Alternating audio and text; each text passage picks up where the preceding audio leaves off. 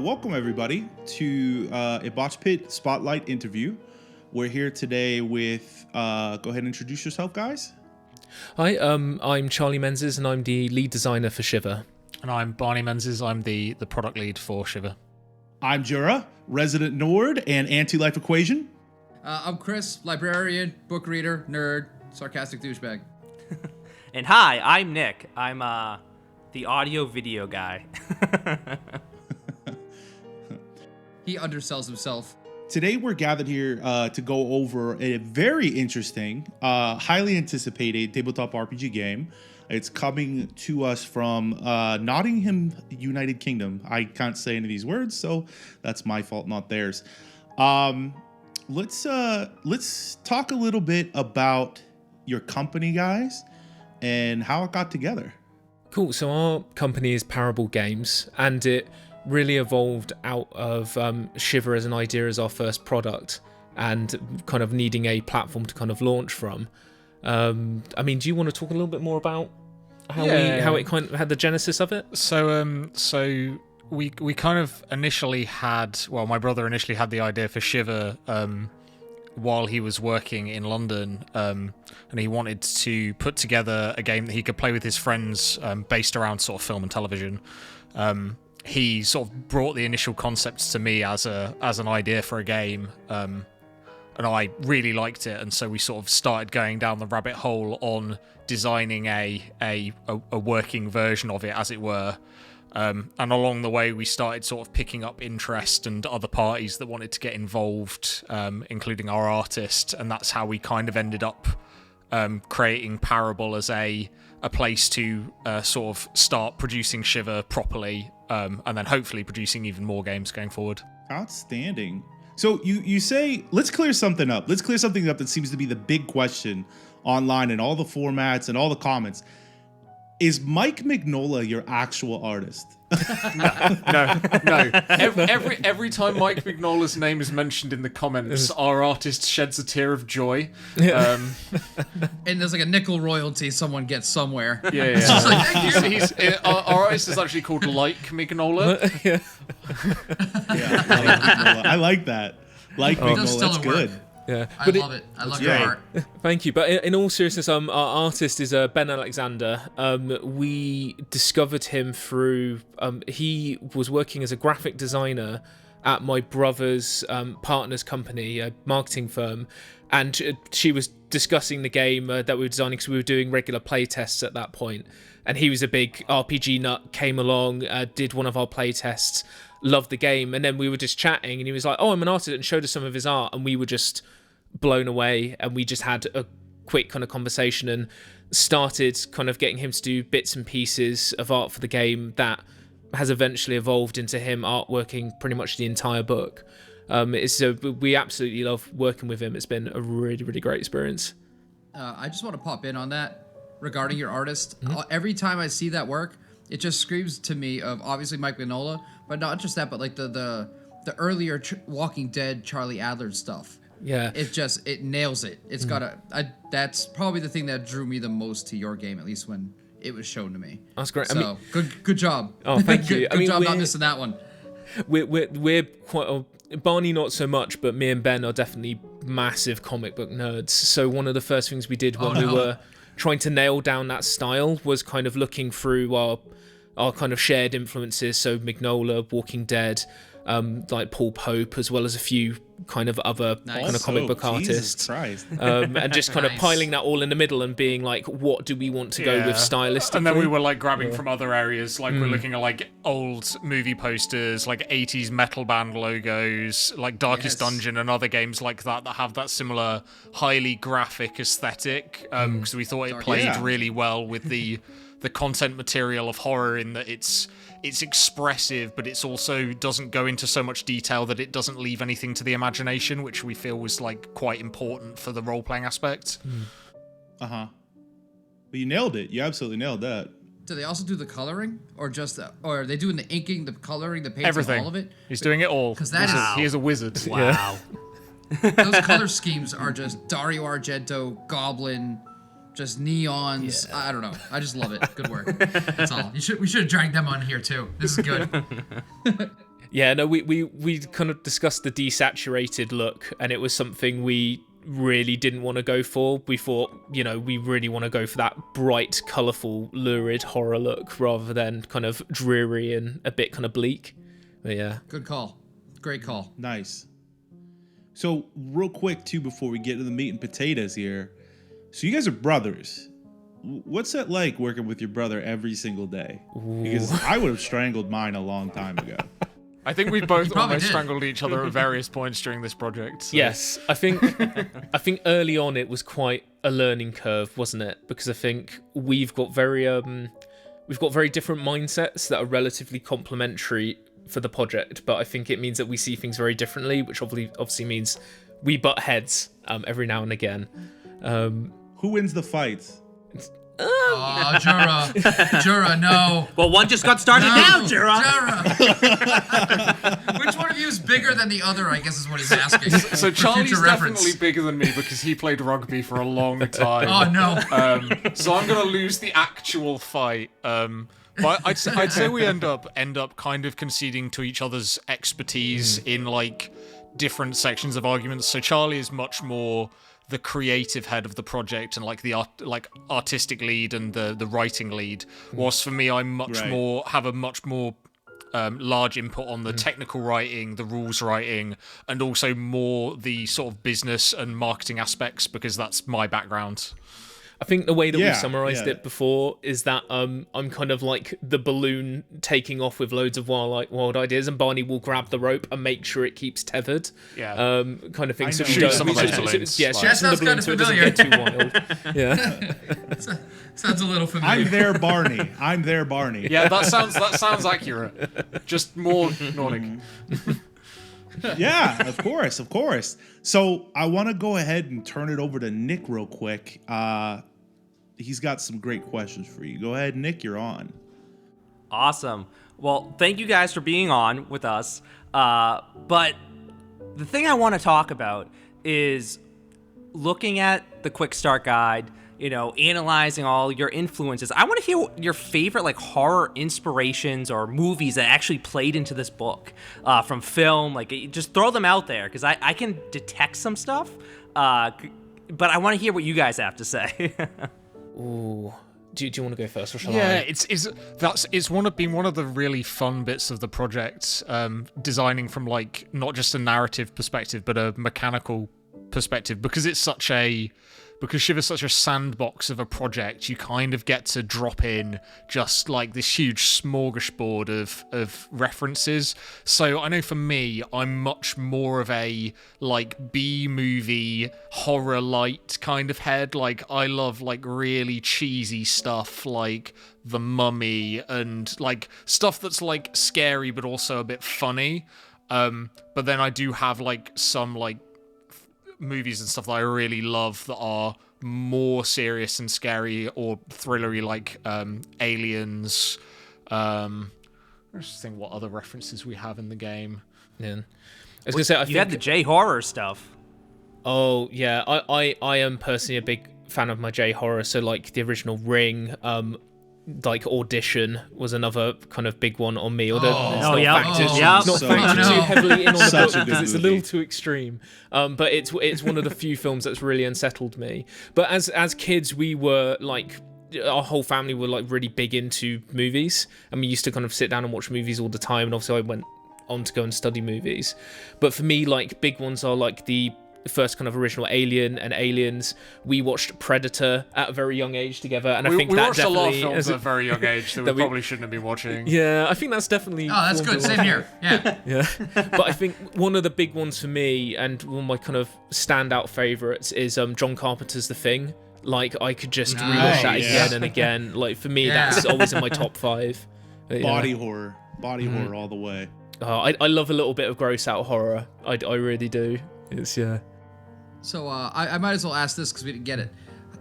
Did the Hammer horror figure into this at all? Because I feel kind of a bit of a cheesy horror, but not really trying to ruin your day kind of horror feel to a lot of it. Absolutely. I am just completely in love with Christopher Lee and Peter Cushing. Yes. Like them as an on-screen pairing is just so wonderful. And like the Hammer horror movies are, I mean, not all of them are winners, but there's so many interesting and fun ideas in there. I think me and my friend Ben sat down and watched what was it, Terror Train? It's when there's Peter Cushing and Christopher Lee are getting on a train and they've got like a mummified frozen corpse that breaks free and starts wreaking havoc, and you've got Teddy Savalas as dressed up as a Cossack. It's complete nonsense, but it's so much fun, and I think that's what I really wanted to capture in Shiver, was that energy, that kind of slightly goofy, slightly scary, just excitement of like going buck wild with monsters. Yeah, but then also like giving space within the system for people to take it away from that and play it more seriously, or even more sillily. Like the kind of analogy we've been giving is like you can do anything from Scooby-Doo to Saw with the system. Like it's very broad in that regard. Yeah. Why not both? I mean, Scooby Saw. I would absolutely play that game. Well, the Resident Scooby Gang, Barbera is an idea I've been Resident trying to Barbera? push Ruh-roh, for the Raggy. longest man. time. Where's my remember that. notebook? I just scribbled that down. I like that. Oh, and Johnny Bravo's Wesker? Like, absolutely. That'd be like, it's like, it's written on the walls, everyone.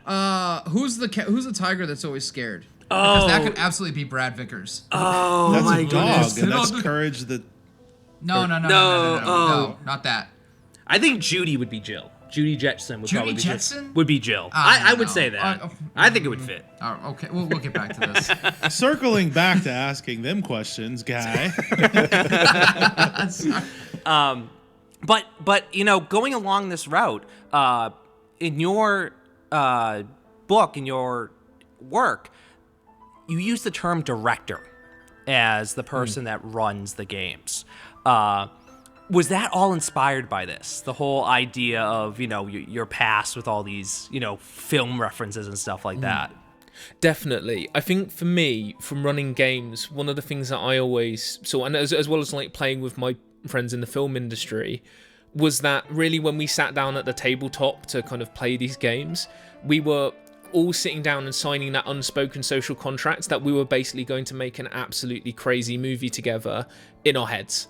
And the person kind of at the head of the table running that was directing in a way, but the actors can get a little bit more unruly and go off script, as it were, and the director needs to react to that. And I think it definitely kind of came from that school of thought that this is a system that's so tied in with kind of a love of horror cinema that I couldn't really think of anything else to call it apart from the director. I think it's perfect. I agree. love the name. And then just one final question for me, guys, on this is, you've kind of been alluding to it before, is the horror, the way you feel horror with the juxtaposition of comedy. And we've talked about this before all the time, a lot. is that the comedy brings people into the game and makes it more, you know, Accessible. Exactly. But it also increases the horror elements of it too at the same time, is that everything's all happy-go-lucky and then, wait, no, it ain't. Could you guys talk a little bit about that? So for me, I have a background from kind of screenwriting horror and kind of horror scripts kind of before doing this game. And one of the things that I learned in terms of when you're structuring horror is that comedy and horror are very interesting bedfellows because they're ultimately the same in the way that you structure things. You're kind of building up a situation, a complication, and then you're hitting with a punchline. But in terms of the punchline, the effect that you're aiming for is you're either trying to make people laugh and lighten the mood, or you're aiming for a scare and you're pulling people more into the tension. And I think comedy works very well with horror in the sense that you need it to balance out certain moments. If sometimes I think I've played games with other role players where it has been very serious horror, and without any levity in there, it starts to just get bleaker and bleaker and bleaker, where ultimately you fall off the hinge of, is this an enjoyable kind of play experience for everybody? So I think it is a real balancing act between the two in order to provide those moments of levity, but also not undermine your own horror, not undermine the threat that you're establishing in the game. So yeah, it's a real kind of knife edge balancing act. Did you hear them speak at PAX? Chris, did he write your script? He's right on my page, man. I did a He whole wrote thing it. on that. That's- I think also the other interesting thing is when you're taking horror to bringing horror to a game rather than a a fixed experience like something like a film. You have to, I mean, this is even true in horror film, if you watch an intense horror film that is nothing but scares, it's quite an exhausting experience. Like this, if there's no breaks in the pacing, if I'm thinking films like Wreck, where the tension just ratchets up and up and up and up and up until you, at the end, you just want to go to sleep and completely conk out because you're that exhausted. Is from how that what you terrifying do when it you're is. done with that? We're not going to talk about what Jura does when he's done with that. The same is not kind that kind of of true for interview. gameplay experiences in my mind, that you have to have those peaks and troughs of interaction, and the tension that builds from horror sort of foiled by that comedy break means that when you're playing a one shot that lasts 6 hours, or you're playing a campaign session in like 3 or 4 hour chunks, you're not just by the end of it completely exhausted and don't want to play anymore. You want to keep going to that next hit of horror or comedy. Yeah, and I think that the genre that really emphasizes everything that we're kind of saying is Korean horror. The whole juxtaposition of... You're not wrong. I've actually been watching a bit more of that lately. Like, I watched that the zombie movie, #Alive. Yeah, that's the new one that And came there's definitely out. some comedy kind of spread Yeah, it is the lightly throughout it, and it kind of keeps the tone nice. it's the juxtaposition between comedy and horror. I think it's that they perfected it. But then by the end, it also have you guys still seen has the film The Host? Yes. Amazing Yeah, film. that's Yes, one of I our have. favorites. Yeah, we love that movie. I actually don't Yeah. think I have. I'm not It's- going to lie. it's I great. don't think I have, but I will. It's also kind of ties into what you were just saying in regards to by the end you're like kind of disoriented, you're a little exhausted, you're like, what is going on? But it's a good type, not a bad type. Who did Train to Busan? Is that Korean? Yes, that is also Yes. Korean. They're really kind of on fire lately. Yeah, they picked up where J horror started to fall off. Brazilian horror movies have been on point lately too. So, but I Yeah. digress. Please carry on. I won't go there. So Jura, would you like to hand? I'll hand this off to you to do a few questions now too. Sure, absolutely. I kind of want to get you guys to talk a little bit more about your game, specifically some of the facets that make Shiver different from everything else. So in you guys' opinion, or in your guys' opinion, however the word is, and your two's opinion, what sets Shiver above and beyond other tabletop RPGs in the genre? Want me to take that one? Do you want to kick off? I can kick that one off. Yeah, 'cause I think, So when we started designing Shiver, we had a couple of sort of design mantras that we wanted to try and follow. The first one was we wanted the game to be simplistic in a mechanical sense, because we kind of identified that one of the keystones to having players engage in a horror setting is immersion. And if you have a rule set that is too complex, it's really hard to drive that immersion through the course of a session, because if you're thinking about what dice I need to roll and starting doing mental arithmetic, you're going to really struggle to stay in the moment. So one of the elements that we included for that, which I think is a huge sort of keystone part of what Shiver is as a product, is the Symbolic Dice. We've got these Symbolic Dice in the game that are linked to the core skills that each character has, and you use these for rolling checks. So if you're rolling a check to kick down a door, you'll be looking for the symbols for physical prowess, which we call grit in the game. And so when you're rolling dice, it's a very simple process of roll your dice, look for your symbol, I've got my symbol, I pass, let's carry on, rather than I roll my dice, I get this number, I add this modifier, I've got this skill that also modifies it, and I get this, which maybe is a success. And it's just trying to remove that clunky element to some of the mechanics you find in other systems. There's also the beauty we see in it is that also the dice, by being symbolic rather than numerical, help us tell a story. So I've always referred to it as reading the knuckle bones. So on that kind of door example, I think I talk about it in the book as well. If you roll a load of grit symbols like 5, like whoever's trying to kick the door in like kicks the door off the hinges and it like smacks a zombie on the other side, for example.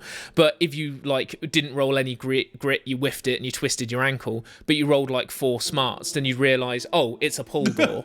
It's that kind of thing. So because for us, rolling dice and then there not being any consequence or outcome was a real issue. I think we've seen it in other systems where the doors weirdly present quite an interesting problem if you come across a locked door. Then in other RPG systems I've played, I've noticed when I get a group of players together, they'll all crouch by the door and try to break into it, rolling again and again and again and again, kind of roll spamming until they can get past it. With Shiver, with the beauty of the symbolic dice system is that the pool can give a director a prompt for how they can progress the situation, so every roll made in the system moves the story forwards. Okay. I like that.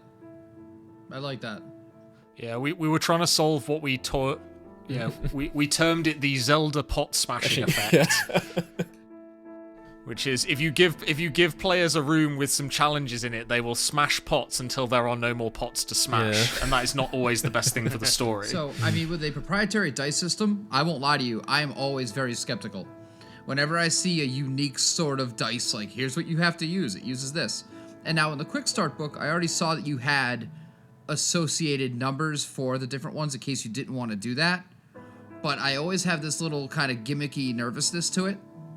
But I want to say with what you guys are saying and what you're doing with that, I think you nailed it. And that's kind of a rare thing to see. It was a thing that we were thinking about with the dice system we knew that it was going to be a draw for some people, but a massive turn off for others, which is why we did things like develop a third-party app on our website so that people can use the dice for free and not have to worry about, I need to have these dice with me at all points in time, and if I turn up to a session without them, I can't play. But you nailed it. You like that was kind of one of the things I wanted to throw out there, and they know this. I'm not wild about proprietary dice. I never have been. But the fact of the matter is, it seems like you found a very nice balance to make it work without making it seem like, oh, this is what sets our game apart. Instead, it seems more like a flavoring to your game as opposed to the gimmick that people will sometimes try to drive people into. So good job on that. I just wanted to say. Oh, thank you very much. I think we also wanted it to not be the only driving point for what makes Shiver unique. It was definitely like our initial jumping off point because the dice system was kind of the first element you designed, wasn't it, Charlie? Yeah. But I think from there and taking that sort of idea of simplicity and immersion building, we added a lot of other elements to try and stay along that kind of theme. I mean, if you want to talk about like the Doom Clock and Monster AI, I think that's lay it on me, smash it. I think really one of the driving mantras in terms of design when I was approaching it was actions should have consequence. And again, that the roll spamming effect of people trying to break through a door. Ultimately, when you fail in some other systems, it's fine, you just fail. Nothing else happens. But in Shiver, what we wanted to happen is that rolling the dice should always feel risky. It's a horror game. It should feel like a threat could be around the corner at any moment.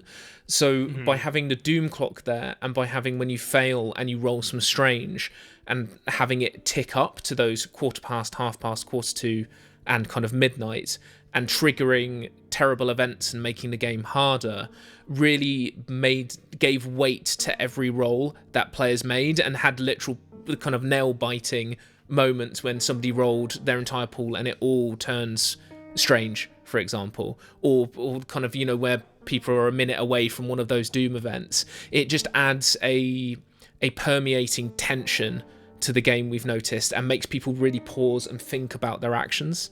But also gives that boon mechanic as well, because when players roll like double lock to tick the clock back when they're like a minute away from one of those events, it gives that relief that we were talking about with the comedy as well, that it has the boon and bust almost within the mechanic. So now that I've got you right there, if you don't mind, could you possibly extrapolate a little bit on the Doomsday Clock? It's kind of I've seen that sort of mechanic here and there very lightly in like indie titles that are coming out. Like, it's a newer thing.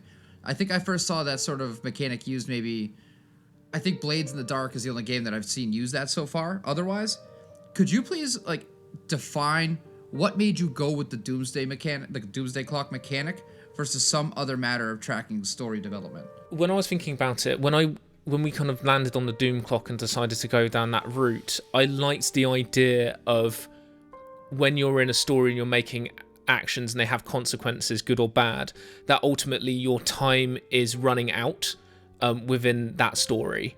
And actually tying that physically to the dice system, I felt was the most natural step. Because I've played Blades in the Dark and seen this mechanic pop up in other games in certain ways, but the thing I noticed was that it was very much at the GM's discretion, really, of how things moved forwards. It wasn't mechanically tied to dice in any way, or kind of mechanical failure in any way. So I really wanted it to feel like the players almost had agency, in the sense that their actions truly were pushing towards something bad. We've also found that for me, having it as a clock, it's all to do with pacing. If a movie's terribly paced, people lose interest, and the Doom Clock, we find, especially for one-shots, really drives the story forwards, because it can place, when you hit quarter past or half past, a threat suddenly appears, or a zombie horde Sense blocks of a urgency. corridor. Yes, it adds a sense of lighting a fire under the players, or hiding a monster under their bed, that they know is going to pop out, so they will always progress towards the end line, looking over their shoulder a little bit more nervously, because they know what happens if they hang around too long and roll too much. Excellent. All right, so since we're still talking mechanics and the way the game's developed, can you tell us about the behavior system that you've got going on? Because I was looking into that. It's, again, also extremely promising. I like it.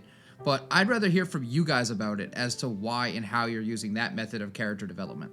So that one was actually quite a late development in the system. We kind of got the core development done in terms of how we wanted characters to be built and how we wanted stories to progress with the dice mechanic.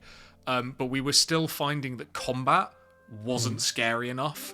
And we sort of just sat down after a playtest and we're like, right, we had some players fighting some monsters, and it should have been scary, but it wasn't. Why wasn't it scary? And we figured out that the reason that monsters aren't scary in a turn-based combat scenario is you always know when the monster is going to attack, and always know when it's going to do something. And so we wanted to try and remove that sense of knowing what something can do at all points, because if you have something that's hidden about the enemies you're fighting, it makes them scarier. So what we did for this was, every time an enemy is attacked and takes damage, it can react. And this is done with one of our game dice, the main dice, the d6 from the game. You just roll one of them, and each monster has a table that is associated with it based on what kind of monster it is, whether it's smart, or it's like a big brawling type thing, or maybe it's like a leader type monster that bosses other monsters around. Depending on what type it is and what you roll, the monster will do something.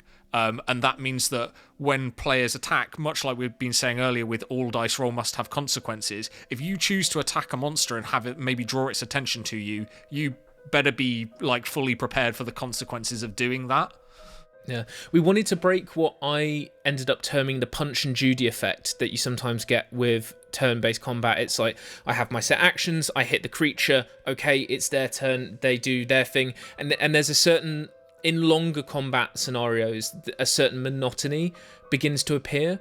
But when you start fighting with larger creatures that have got lots of reactions and you don't know exactly what they're going to do, there also becomes, it also developed an element of, like, some players need to engage with a creature, fight it a little bit, learn a bit about it, and then maybe retreat, and start to kind of learn more about it and figure out tactics to get around some of its reactions.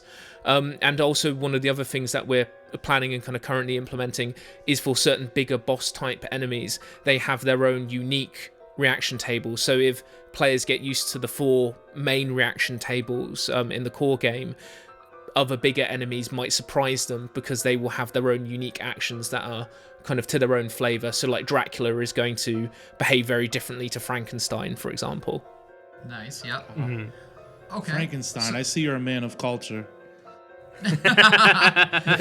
So, in case you didn't know this, we're all pretty big video game people here down at the Botch Pit stuff too. And I know for a fact that some of my favorite games were like for Eternal Darkness, Sanity's Requiem. As far as tabletop goes, we started dabbling with Call of Cthulhu.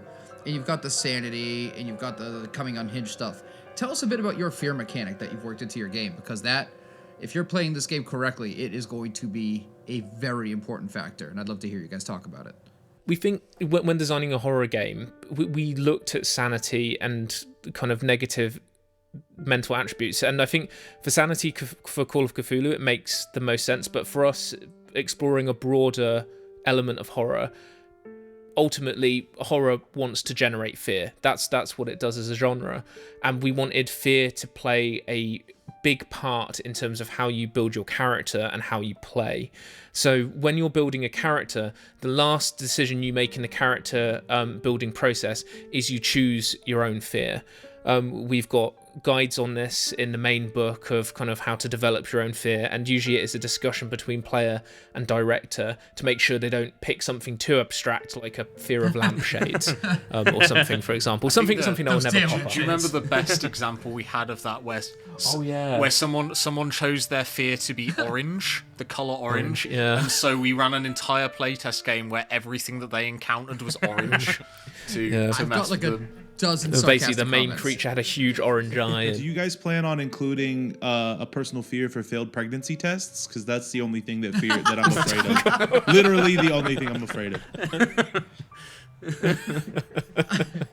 I think one of the, like, when we categorize different like areas of fear, I believe objects and events were things you could be afraid of. So that definitely falls in those categories. I put that on my military exit exam. They're like, "What things do you fear leaving the military?" I was like, "Failed pregnancy tests. That's about it. That's really it."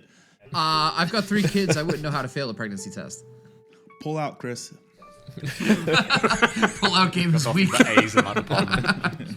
Okay. Anyway. So I'm not. I apologize in advance because I'm also the probably the most blunt one. I've been tabletop role playing since I was 9. I've played a lot of horror games. I came from World of Darkness, Chronicles. I've even played All Flesh Must Be Eaten, down to the Men in Black, I've won West End awards. games. Now I've won awards. That's a whole thing. I apologize, but when it comes to new horror games, I'm probably the biggest skeptic out of all of us. And so far, from your product, it seems excellent. I love what you're doing. And after speaking with you, I also love where your mind's at. And that's one of my biggest concerns is whether developers, kind of give a shit about their game or if they're trying to make money. And it seems like you guys actually really care about your product. But I want to know what you think sets Shiver apart from other contemporary horror role-playing games that are out there and why people should give a shit about your game. And for the record, No, I didn't do. ask I that love it. 10 I minutes think ago. your game I is didn't- great. I didn't ask. I backed That wasn't it. the first question I said at all. No, just reaction. No. So tell me, why should I give it a This is shit? my idea. I'm glad that we're through the hard questions now, not the easy ones. And I like it. I backed Charlie. it, and I've shared it everywhere. I want everybody to back this goddamn game because you guys, it's a really good product, and you keep adding more to it. I like it, but Language, assume I'm a Christopher. Karen. Language. Oh, please. I'm a Karen. Assume I'm a Karen. I walk into your store, and my son Teddy has told me that he wants your game, but I don't like it. Why should I care about your game versus the other Do you care about your contemporary kid? role-playing games? Yeah, well, it depends. Is he ugly? Ugly kid? Ugly kids go to the back. Then no, handsome. Handsome as hell. This kid's dapper. Well, he's probably mine. Oh, no, if it's your kid, it didn't come. No, never mind. Sorry, Garrett, go ahead, guys. I'll save my sarcasm for later. Tell us about why what sets your game apart. I'm gonna kill you. So for me, for horror fans in particular, is that I think, as you guys know, being horror fans too, horror is such a broad church, and there are so many subgenres and areas that you can kind of explore. And what we wanted to design from the get-go is a way for you to play as any character, any story, anywhere, anytime, and explore all of those niches, those subgenres, and really kind of dig down into what you enjoy about the genre, rather than be very specific in whatever corner of horror we felt most comfortable in. We wanted to make it broad enough so that horror fans around the world of kind of any kind could develop stories that worked for them, and kind of really drill down into what scares them, what stories do they enjoy telling, and wanted to make a system that was adaptable enough to stretch across that broad church of horror. So for me, for horror fans specifically, that's what I would say makes us unique and makes us stand out. I think from a gaming perspective as well, we wanted to look at increasing the accessibility of role-playing games for new players. One of the core sort of demographics we identified when we were looking at designing the game was the friends of people that play D&D that are, or like other role-playing games, that are interested in getting into playing a role-playing game but don't, like, they find the whole process of it quite intimidating. So we wanted to remove all of those traditional barriers, which are things like needing multiple books to start playing, needing to be able to do mental arithmetic, having to play in a specific setting that you don't maybe know. So being able to do things like have symbolic dice that are really easy to wrap your head around, and being able to play in your favorite bits of pop culture mean that it's a game that people can access without having to have any prior knowledge or have played other role-playing games before. To me, something that's extremely special about your game that everyone here at the Botch Pit always emphasizes is narrative-first games. Mechanics are always secondary to the story and the fun of the game. Exactly. Absolutely. So we all believe in that the ease of accessibility and more of a rules-light system where you can bring anyone into it and they can leave having a good time is something that we all believe in. I'd say it's actually priority number one. Yeah, it truly is. Fun is, if you're not getting together to have fun, what's the point? Exactly. And it's very apparent to me. That's how I run the games. I get to belittle everyone else. And it's very apparent that, to me, this game fits within that vein. I agree. It's very special, So and I I like backed it. it. Yep, same. I was like, oh, they're pushing this part. Oh, okay, yeah, man. I backed love it more than both of you combined. Shut up. Well, to me, like, I enjoy running one-shot stories all the time. And just bringing anyone, like you're saying, the friends of D&D. Not necessarily that. Like, I've even had people who've come in all walks of life and be like, hey, why don't you come in and sit on the session? They're like, absolutely. It's an amazing way of storytelling a game, and I'm very looking forward to putting this into my repertoire. Yes, good job at not making something terrible. Good work. I mean, we're happy your stuff doesn't suck. It's good. I think our ethos has always been a very strong focus on storytelling. We never really want people to get so bogged down in mechanics. They're not thinking about what would my character do, what's the next move, like where is the story going, how do I feel about this. As soon as you break that immersion, the story begins to suffer. Yeah, it suffers huge. And for us, we wanted this to replicate that feeling of gathering around a campfire with your friends and telling kind of creepy stories with one another, but all we're adding in there is you're occasionally throwing some dice to see where the story goes. For us, telling stories is really our passion, and giving people a framework and a platform to do that and explore their own stories is something I'm really excited to see what the community around Shiver begins to build. Yeah, and I think also when we started designing with this sort of character first model in order to allow us to access every genre of horror that you want to be able to access by starting with these sort of broad character brushstrokes, it meant that the mechanical weight in terms of design is all in the bit of the game rules that players actually really care about, which is the building of their character and what their characters can actually do, what makes their character special. That's where I'd say probably the massive weight of the rules are in the system, and those are the rules that you want to know anyway, because you want to know how your special abilities interact with your character's backstory. But you don't necessarily want to know how many different dice you need to roll to climb an icy surface in August in the mountains. So I think we've always been kind of concept and story led first. So I'll always start with an idea for a character, like how can I play my jock who has a heart of gold, for example, or how can I play my rebel kid who's smoking under the bleachers and maybe has an interest in black magic. It's like, and from there I can be like, okay, so that suits that archetype, probably that tree and that background, and what would he be afraid of?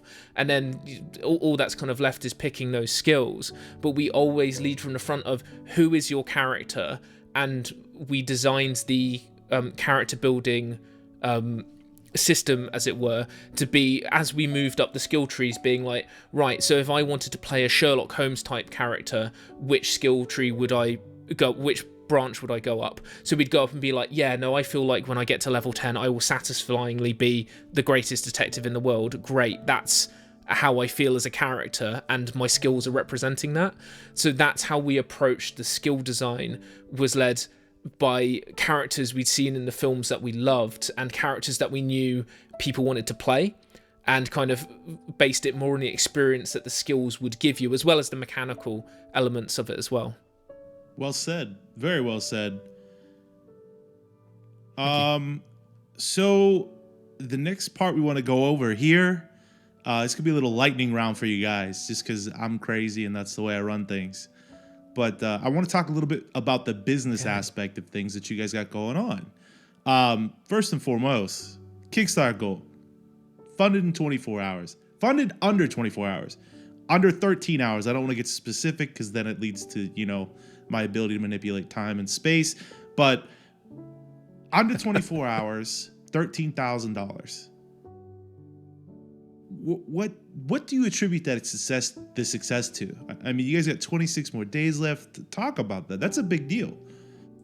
We were genuinely very stunned. I mean, we felt we had a winner on our hands. Like, we felt that people were connecting with the game, but I think obviously our playtesting being mostly in the UK, throwing it out there into the world to a kind of an international audience and seeing the response that we've gotten so far has been quite would you say quite overwhelming? I'd say so, yeah. I think from the point before launch, where we only had, because we got it in our minds that we wanted to release for this Halloween, we'd had a sort of really intense period over the lockdown in the UK, where some of us had a bit more time to work on the project, and we just at the start of the lockdown period sort of identified this as a golden opportunity for us to be able to get the game out there and get it finished.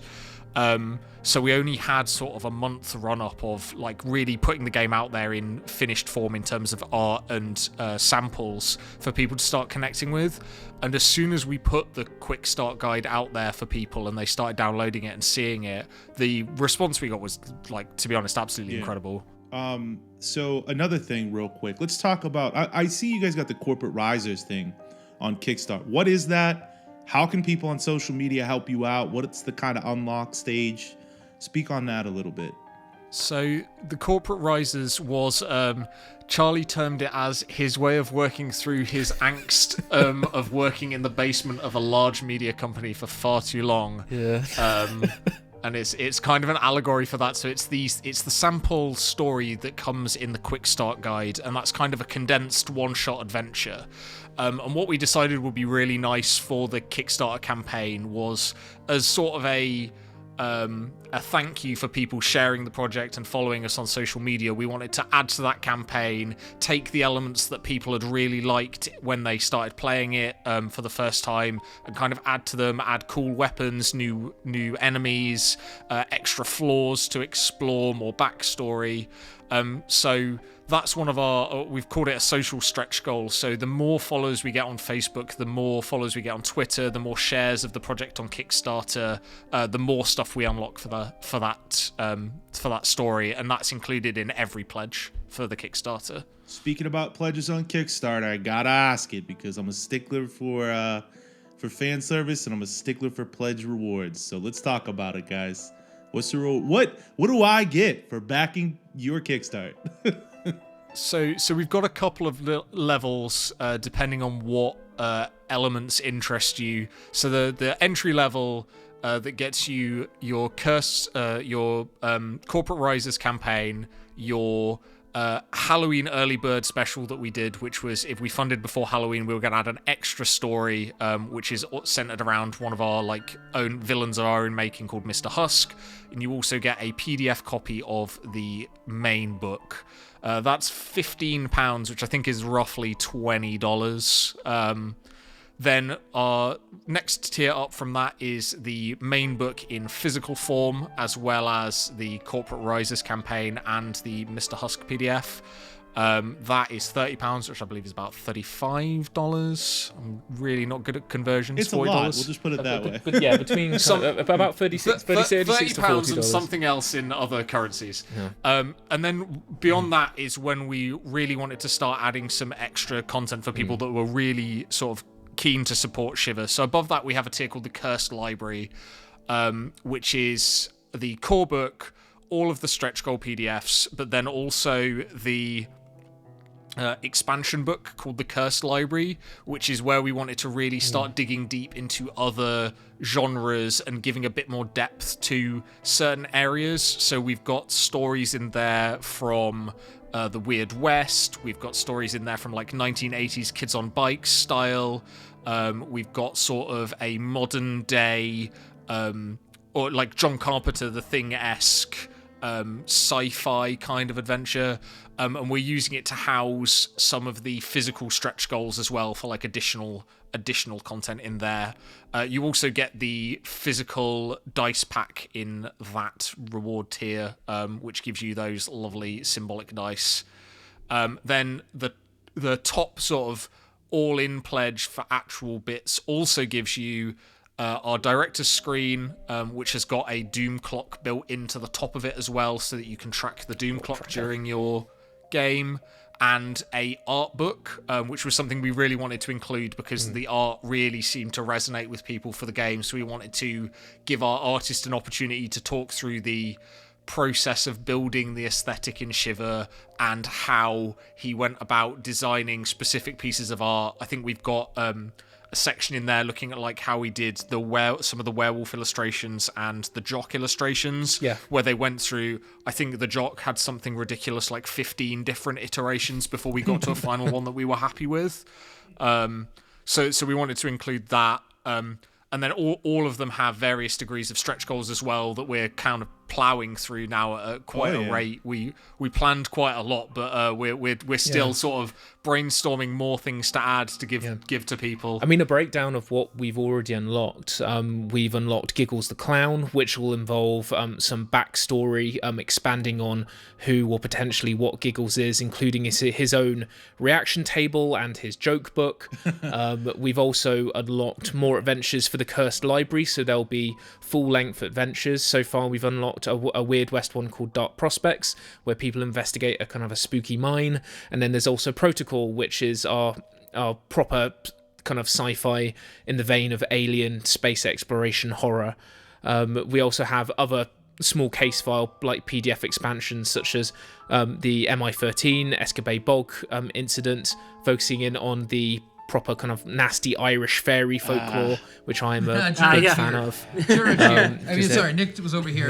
I'm raising up my hands. Yeah. And thanks. You mentioned folk horror. Thank you. Like, folk horror. Thank you. I heard a really awkward thump against the bottom of the table as soon as I said folk horror. So the table shook. It was a little weird. Yeah, we are big. I am a massive fan of kind of folkloric horror, mythological horror, and how that kind of weaves it into stories, and how if these creatures were actually real in some way, that actually they are a lot more horrific in reality than we kind of would think. Like, this isn't your Disney Tinkerbell. This is a proper horrible Irish baby stealing fairy who's going to lure you into a bog so you die. It's also it kind of ties in with that like immersion element that we've been talking about. Is the thing about like folklore horror that's really terrifying is if you can make it tangible and real and almost have players think that it could be a real thing, it makes it that much more horrifying, and that's what I like about folklore horror. I think the fairies expansion is probably the scariest thing that Charlie's written. Like, it's actually terrifying. I was going to say, the other stretch goal that we've unlocked as well is a 1980s teenager's diary, explaining the strange going-ons in her town and her encounter with a 1980s banshee as well. So there is also that to look forward to. That's up my vein right there. Okay, I like the 80s horror stuff. That's my thing. So I wanted to touch on one. Of course, why not? Go ahead. Jura's like, sure, shut up. But yeah, go ahead. So one thing, I won't lie to you, one thing that we've always been very critical about when it comes to Kickstarter stuff, how soon after funding are we looking at this hitting the press? like how soon after can we expect this to actually be out and hit the wilderness? Because certain companies will be like 2 or 3 years out, and I mean, we don't talk about those companies. So I'll do it. I'm there. our plan is to do a sort of staggered release so that we can get as much content to people as early as we possibly can. So the plan is we'll be doing a staggered PDF release, which is the benefit of digital products is we can get them to people immediately through the push of a button.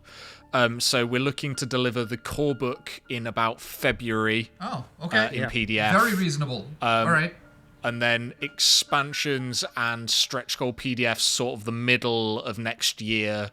And then we're planning the full physical delivery to be August next year, so that players have it in hand in time for next Halloween. Is the rough plan. So you're saying not 2 or 3 years after your initial funding is what you're saying. Not that I'm being critical about that. Absolutely not. But I'm critical about that. Like, fuck those people. I'm sorry. It bothers me. We wanted to make sure that we had enough time to add as much like beautiful art as we possibly could to the book, without actually killing That's our fair. artists. So No. that was kind of a sort of balancing act.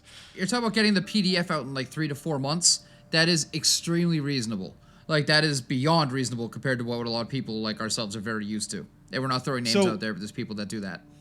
It's really important to me that I piggyback off of your comment about beautiful art. This is a really big thing for me, and I personally love this. So, forgive me. At the highest tier of Kickstart backing, there's something called immortalizing yourself in the Monster Mash. Here we go. I just want to know, how do you plan on bringing my grandiose godlike visage into a game such as Shiver?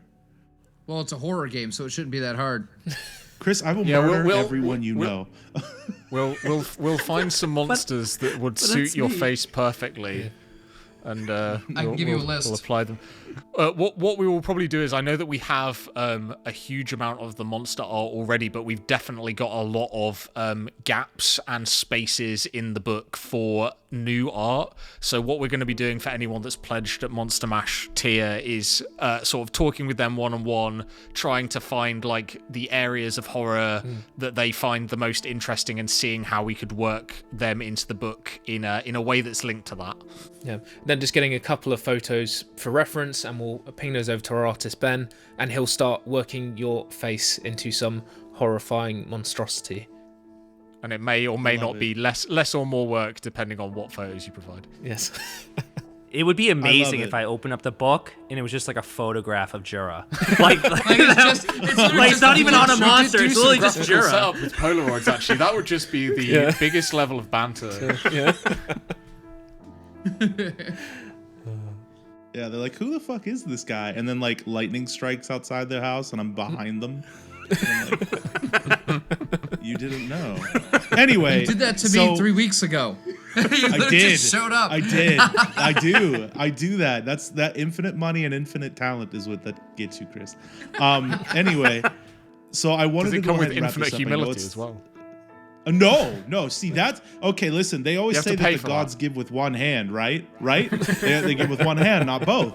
And like there is no charge for awesomeness. There's no charge for greatness, but you have to pay to make me humble. That's how it is. That sounds very accurate. That sounds amazingly accurate. And then you give him more money for the humbleness, and then he gets more grandiose. And it's kind of catch-22. But I wanted to wrap this up for you guys. I know it's late tonight. Is there anything else you guys wanted to put out there about your game, specifically about the liking and sharing on Facebook, the Kickstarter? I mean, this is your minute to shine, guys. Let it rip, Tater Chip. We're hoping that Shiver provides sort of a system that lets people play horror games the way they want to play them. And we think that we've definitely created a game that lets them do that. I'd say if people aren't sure whether Shiver's for them, I think we've done a really good job in giving people access and kind of showing our cards on the table by putting our free version of the game out there on our Kickstarter for people to have a try. So I'd really encourage people to go and download it because it's free, so why not? And if you like it, then we'd obviously love for you to back the project and jump on board on Kickstarter. If you've already backed the project and you love Shiver and you can't wait for it to come out and you just want to tell everybody about it, then sharing it on Facebook, tweeting it at people, sending texts to your grandmother, like whatever you can do to get the project out there, we really appreciate. Do you guys have a subreddit yet? I believe we do. Charlie, do we have a subreddit? We do have a subreddit, which I need to get my friend to set up for me. He's going to add me as a mod very soon. So you don't have it. Your friend has it. You lied. Your credibility is just destroyed now. It's over. We have it by proxy. We have it by proxy because we are not big. We're not Reddit au fait. We're not Reddit au fait really. So I mean, if you guys get that up there, if you get that up there, we really like what you do. We will pimp that out. Like, we really like what you do. We share it. We're behind it. It's definitely some good shit. It's fun. So if you guys get the subreddit, you got it on Twitter, Facebook, we're happy to, that'd be amazing. I'll have a chat with my friend. I'll ping it to you, and we'll kind of we can go from there. I was gonna say the other thing to kind of push as well is that if you've downloaded everything and you're really kind of keen to talk to more people about Shiver and discuss ideas for the game, or you have any questions, our Discord server is probably the best place to kind of jump on there. We've already got quite a few people in there talking about what kind of horrors and monsters they're waiting to bring to life with Shiver. So jump in and join the Discord. We've got people in there organising games of the quick start as well. So if you want to jump in and get a game in and give Shiver an actual physical try or digital try in the current sort of climate, then you can do that as well through our Discord. So for promotion purposes, are you guys going to be running any games for people? We got one of those, Chris. Barney already promised me. Yeah, we're actually offering a tier on the Kickstarter where one of us will run a game for you and 4 friends, which is going to be great fun. We're going to have lots of fun bringing those games to life. I think we're bringing one to life for Jura, and I know that we've got a couple of other friends. I know we've got at least one friend who's looking at picking up that tier as well. We're going to wrap it up here. I want to thank you guys for coming out to the interview, for speaking with us, taking some time out of your busy day. We're going to have some links at the bottom of the video. Please go check them out on Kickstarter. Check them out on Facebook. Like Barney and Charlie said, text your grandmother. Tell them about it. That's the best way to get it started. Follow them on Facebook. Like and subscribe. 26 more days left on the Kickstart, so you got time to go back and back it. Anything else? Probably just thanks very much for having us. Yeah, thanks for having us, guys. Yeah, it's been an absolute blast. Awesome. Thank you. Thank you, everyone. I'm waving awkwardly to a camera. Goodbye. Bye, Ron.